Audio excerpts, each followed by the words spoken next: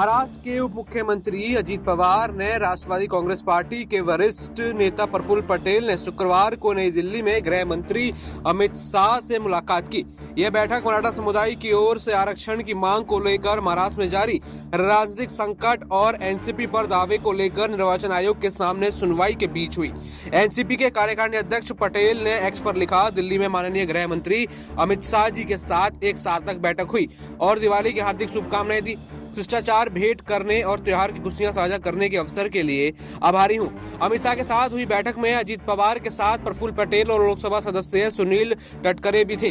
दरअसल जून में एनसीपी के कुल 53 में से 40 विधायक के समर्थन के साथ और अपने चाचा और पार्टी प्रमुख शरद पवार को छोड़कर अजित पवार महाराष्ट्र में बीजेपी शिवसेना सरकार में शामिल हो गए थे। अजित पवार ने इसके बाद पार्टी के नाम और चुनाव चिन्ह पर अपना दावा जताया। इस मामले में निर्वाचन आयोग सुनवाई कर रहा है। दरअसल पुणे का प्रसिद्ध पवार परिवार शुक्रवार को उद्योगपति प्रताप राव पवार के जन्मदिन के लिए बानेर स्थित उनके घर पर फिर से एकजुट हुआ, जिससे राजनीतिक अटकलें अचानक शुरू हो गई।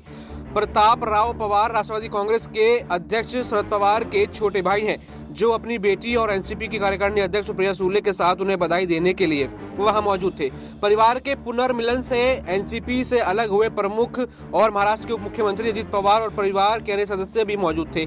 पवार की बहन सरोज पाटिल ने बाद में कहा कि यह दिवाली और उनके भाई प्रताप राव के जन्मदिन के दोहरे उत्सव के लिए एक परिवार समारोह था। इसमें कोई राजनीतिक चर्चा नहीं हुई, लेकिन यहाँ पर अचानक से अमित शाह से अजित पवार का मिलना कहीं ना कहीं संकेत जताता है कि महाराष्ट्र की राजनीति में कुछ तो बवाल यहाँ पर चल रहा है, कुछ खिचड़ी यहाँ पर पक रही है। जहाँ पर जिस तरीके से मराठा आंदोलन ने पूरी सरकार को हिला के रख दिया है, उसको लेकर यहाँ पर गहन चर्चा हुई, जिसमें अमित शाह ने अपनी भूमिका दी। और अब देखना होगा कि यह महाराष्ट्र के अंदर जो मराठा आंदोलन चल रहा है, आखिर वो सरकार को कितना नुकसान पहुंचाएगा या फिर सरकार उसका कोई हल निकालेगी।